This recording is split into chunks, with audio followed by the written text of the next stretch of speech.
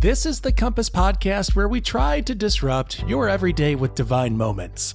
Happy summer! Here at the Compass Podcast, we're making plans for new episodes and a bit of a different feel for the podcast.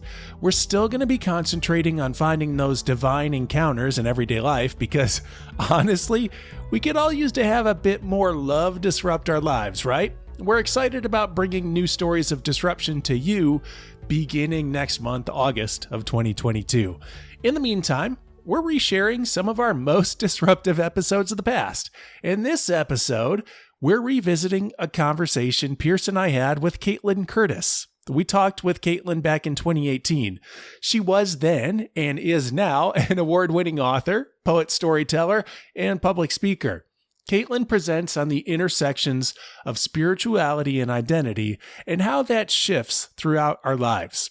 In this episode, we really focused on how she uses everyday moments as instances of awareness and appreciation. Everything from doing the dishes to dealing with a nasty situation. Could such moments present divine disruption?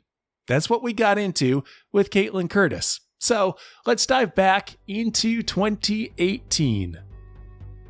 Well, Kaitlin Curtice is with us, and here's why you need to listen to Kaitlin. She has an amazing ability to pull out moments of a spiritual enlightenment in some of the most mundane, everyday things. It's really an impressive ability. She's written a book. It's called Glory Happening. You can pick that up now. And Kaitlin, thank you so much for being with us. Yeah, I'm so excited to be here. Thank you.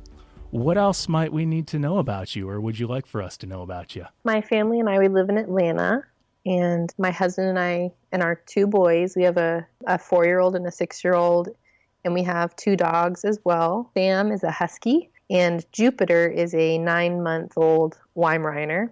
So we have 2 big dogs and 2 kids, and I'm the only female being in this house. So I live with lots of maleness. You're from Atlanta. I lived in Atlanta for a while. Got some commonality there. What's your favorite takeout? Well, one of our favorite places in town is Taqueria del Sol, which has a few locations. And we eat that at home and we eat there. So we go there a lot. It's one of our favorite places. That works. Yeah, that's good. We love it. That's good. Fellini's near you is really good. Good pizza. Good pizza.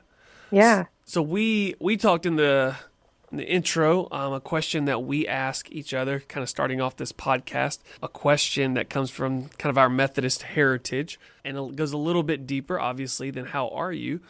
But this question is, how is your soul? Today, I have been in a recliner all day. I had an allergic reaction to a bee sting recently. So, so today it has been, there are those seasons in your life where you're just forced to be still. And it's always those times when you really don't want to be still.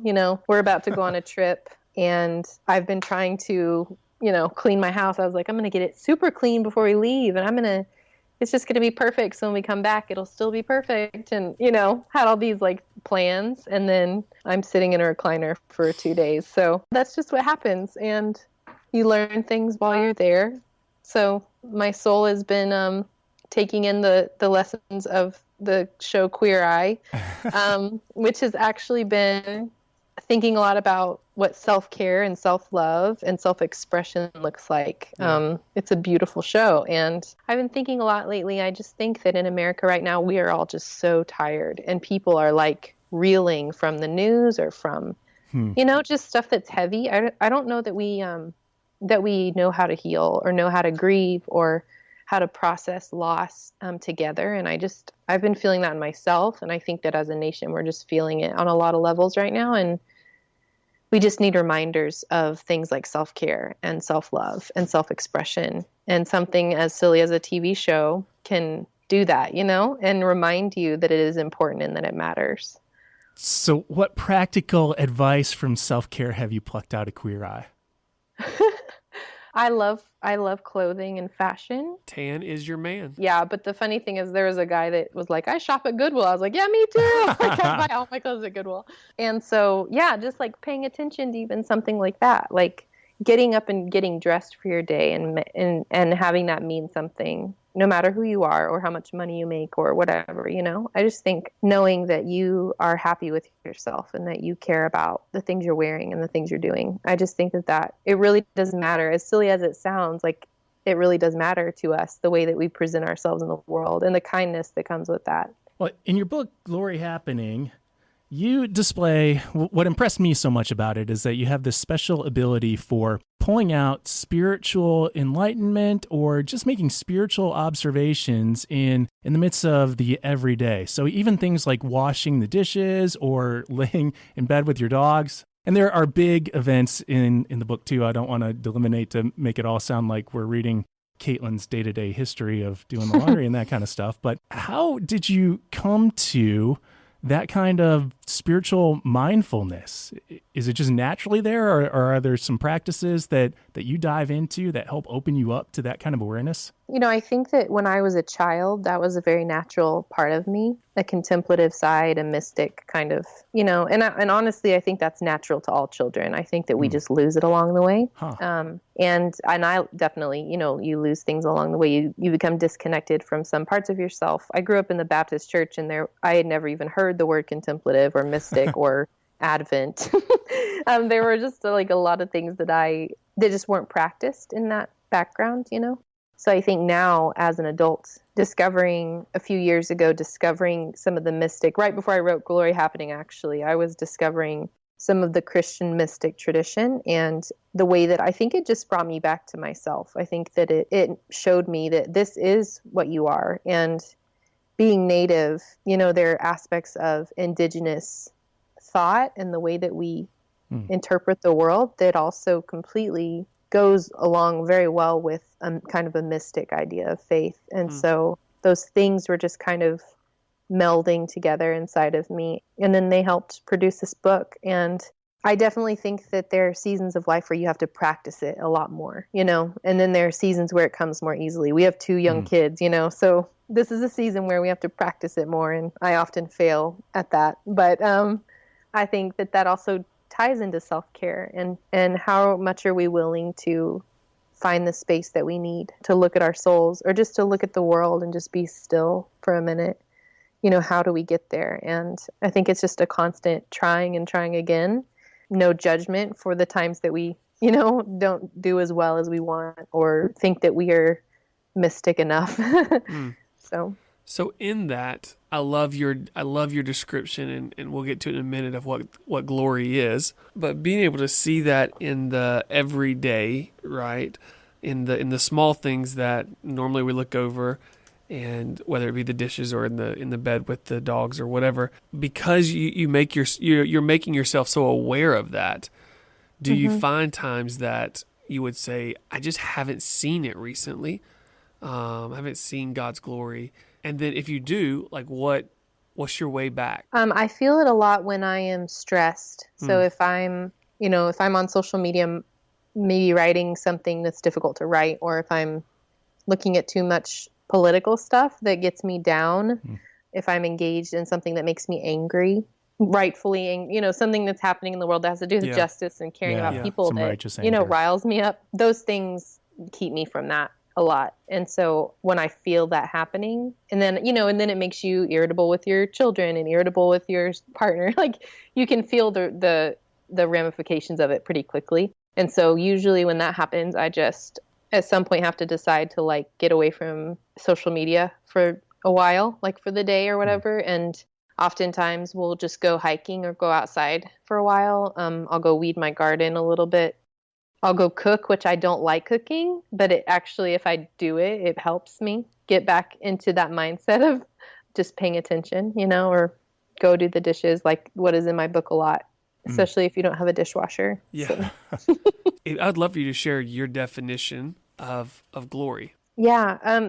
So when I wrote the book, I was trying to find the thread through all these stories, because I had this whole list of stories, and I was like, what is the thread between these? Like, is it just going to be a random book, of all these things from my life? And I thought of the idea of the glory of God. We always, well, not everyone, but I heard about it a lot when I was young, what's the glory of God? And I always imagined that it was like this booming voice like shining from the clouds, you know, I am Yes, God, yeah. or, you know, like something very With an Old angelic Testament. choir that is, yeah. Yeah. It's Morgan Freeman, And guys. It's Morgan Freeman. yeah, more, yeah. And I just, in my kitchen doing the dishes that day, I just thought, I don't know if that's all that there is to it, or maybe it's different. And so I looked up the definition, and one of them was like something extremely beautiful. And I thought, well, like that could be anything, you know, if it's that simple, why isn't the glory of God the plants around me and the clock on my wall and, you know, the pictures of my family that are in my house and the blankets we used to cover up with? Like, why isn't the glory of God found in the things that are surrounding us, you know? Then I realized that was the thread throughout these stories, was that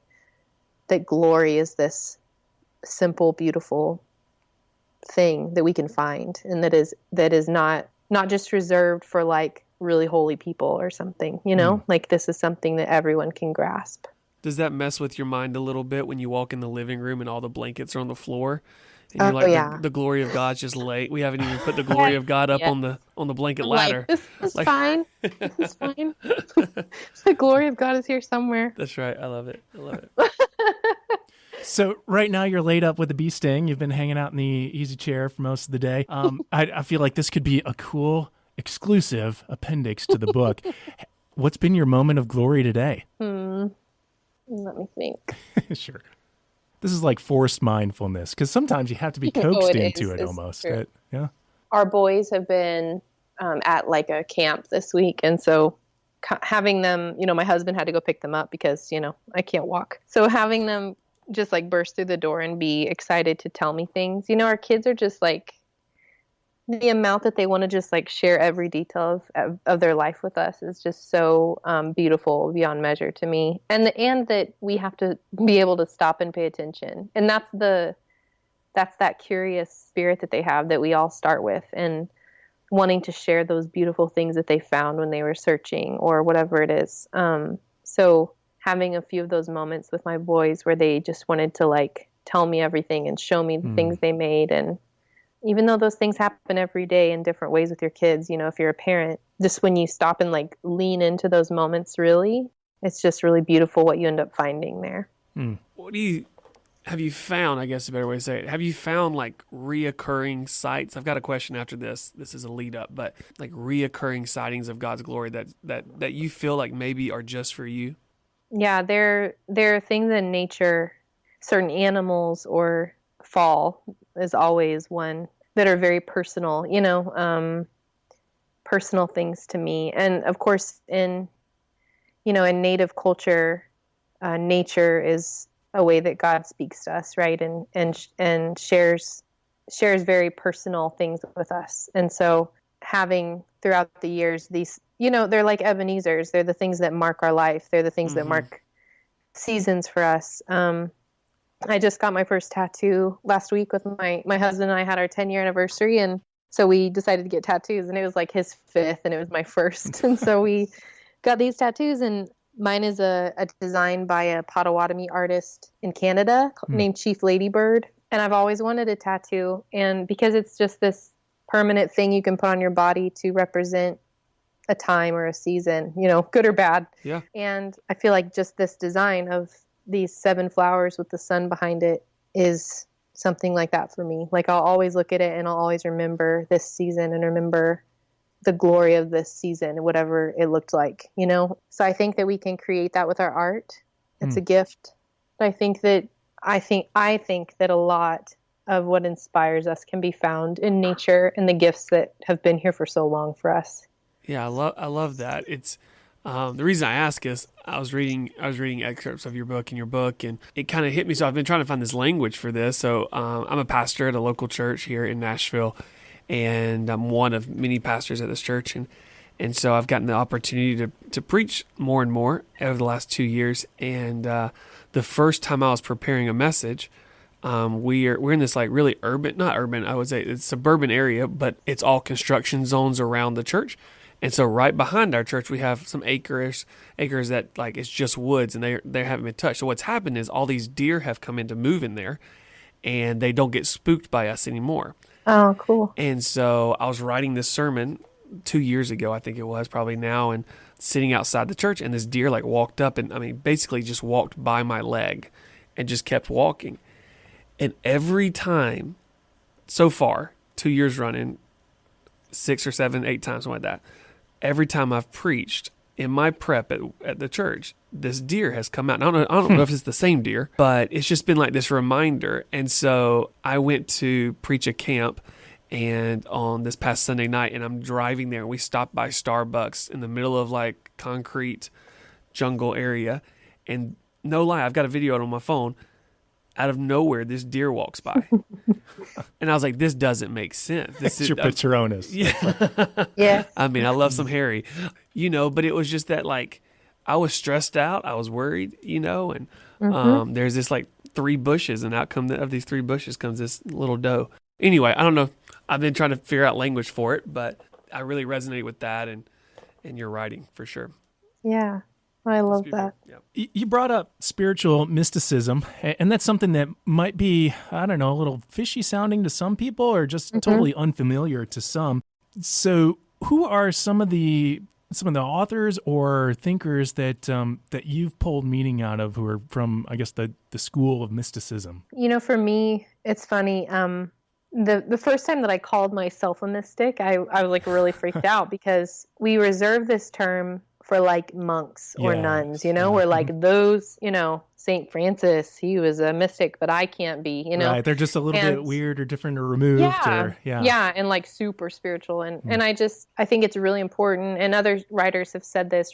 Brother David Steindl-Rast, he talks about this, that anyone can be a mystic. And Richard Rohr says the same thing, like we are all called to mystic faith, to find the divine in our spaces, to find the thin veil, between here and there, or to realize that God is in our midst.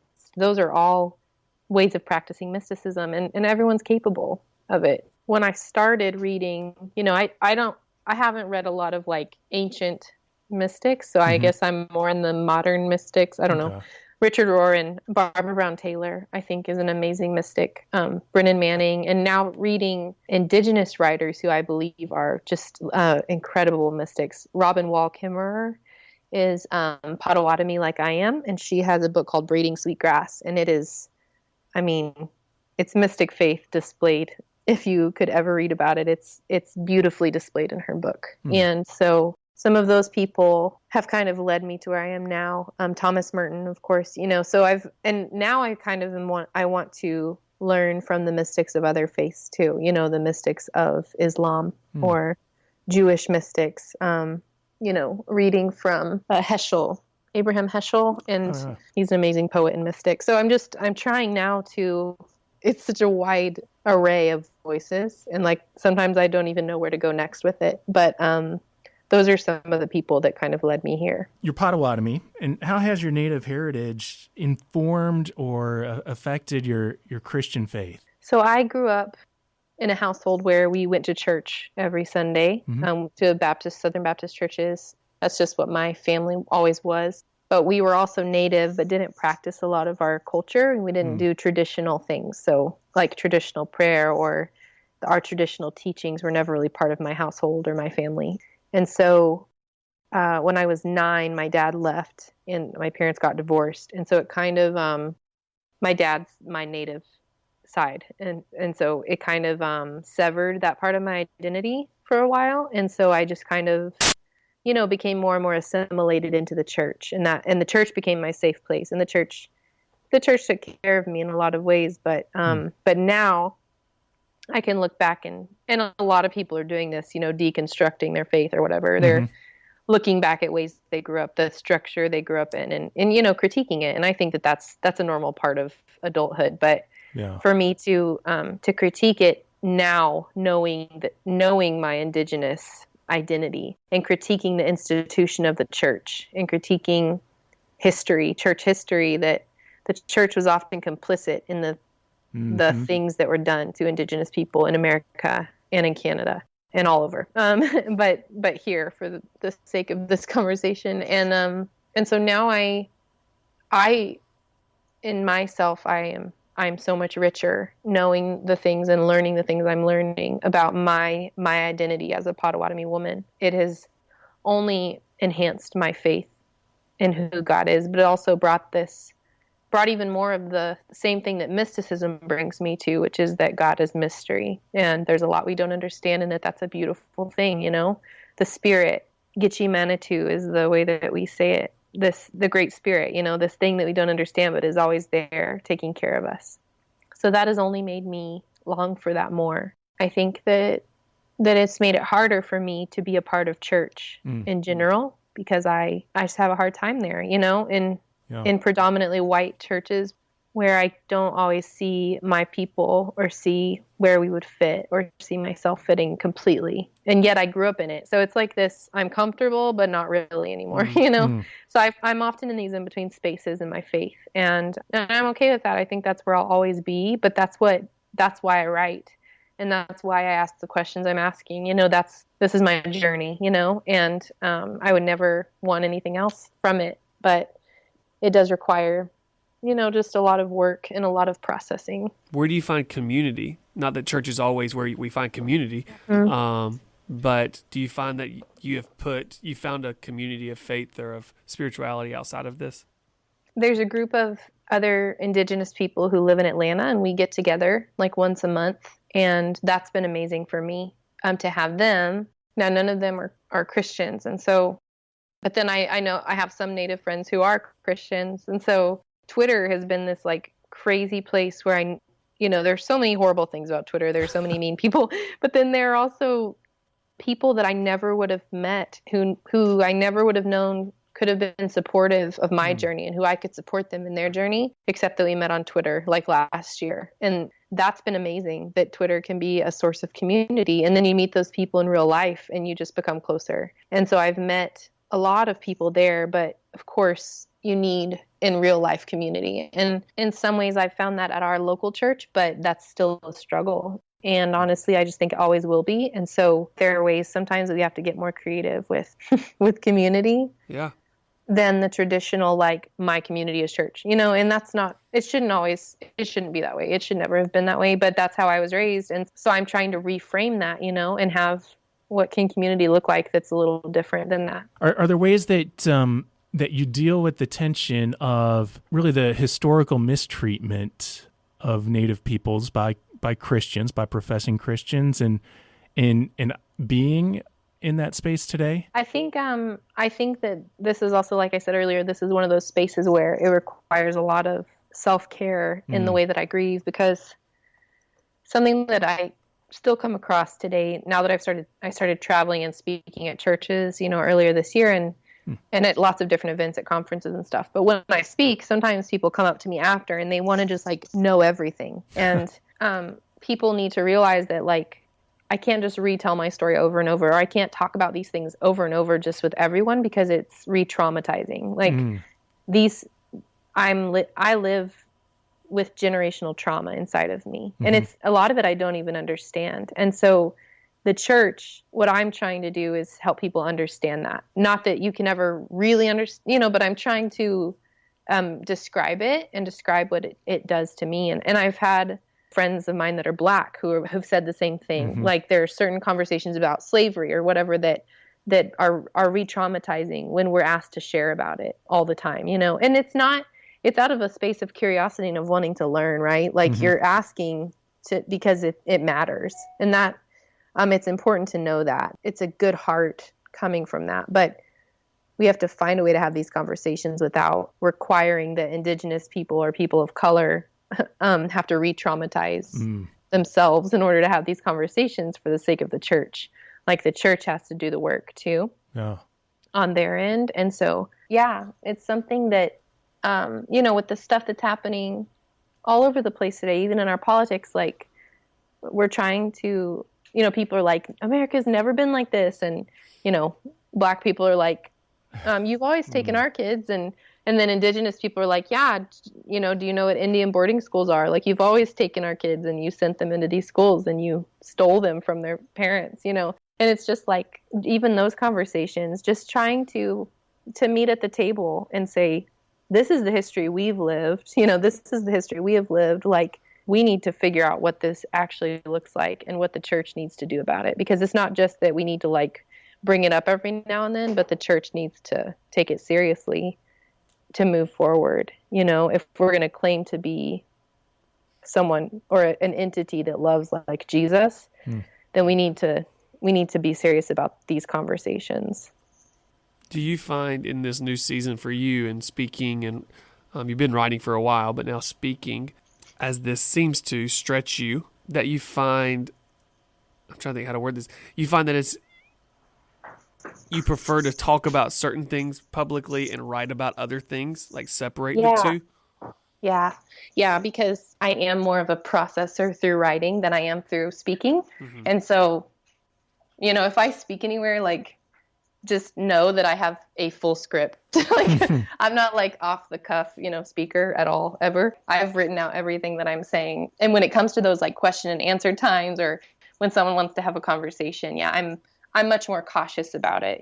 Writing is just a different part of my brain and my heart, I guess. Yeah, speaking is just something else, and the emotion that's in that moment when you're trying to talk to someone. I don't know. For me, that's actually harder than writing a piece that people can read my words. 10 years from now, 15 years from now, what's your hope? What's your hope for the impact of, I'm going to be really specific, what's your hope for the impact of this next generation coming up who's growing up in this turmoil? Maybe in a way that is in their face more than it's been in the face of others in the past generations. Right. Although it's been there, right? It's in the face a little more. What's your hope for them as they read, glory happening and going forward, the way they see the world? I think that our young people have been, like, I've been so impressed with those kids who are going to be the leaders of the next generation, and I can only hope that, like, I feel like in so many ways, like, we just are constantly repeating old things, like that's what history is. You're just like, are there any new ideas? Or are you just like repeating something else and putting it in new skin, Sometimes I think that's what we do, which isn't bad. But, I hope that like my two boys will take my book with them and read it one day when they're older, and that it will fuel them to do whatever is necessary creative wise to make a better world. When we're scared to be creative or scared to like tap into those spaces where spirituality and creativity overlap, I think it cuts off something in us if we can't go there. And I don't mean like you have to be an artist or you have to be a writer, but like creativity is such a wide and beautiful thing, and in the future to have more people who can overlap those places without fear, and that makes them more whole, and then they carry that wholeness into the world with them. I think that's so powerful, and it speaks to power. It speaks to oppressive powers. It speaks to these spaces that we want to change, and I think that will lead us in a lot of ways. What's next for you? I'm working on my second book, so I'm hoping that it will be out next year sometime. So I'm working on that with my agent, and then I'm just writing. I'm writing a lot. I'm speaking. My next speaking event is Wild Goose Festival in North Carolina, which is a really, really fun festival if you guys have never been, or the audience. I've got one final question for you. If somebody were to tweet you tomorrow admitting that they are completely spiritually dry, what 2 recommendations could you make to them? To go outside and to be quiet when you're outside. Just whatever you're doing outside, just like be quiet and like take it in. Homework for all of us, and we look forward to getting tweets back about your experience going outside and being quiet. Thanks for taking this journey back into time with us. You can learn more about Compass and check out our other episodes at umc.org/compass. You can learn more about Kaitlin too at KaitlinCurtice.com, and Curtice is spelled Curtice. If you want more Compass in your life, good news, there are 80-some episodes for you to revisit. If you enjoyed this one, you might appreciate our episode entitled Making Any Moment a Holy Moment. That was with Douglas McKelvey in August of 2021. Or you might appreciate Prayerful Reflection for Midday Disruption. That was from June of 2021. So glad to have this time with you.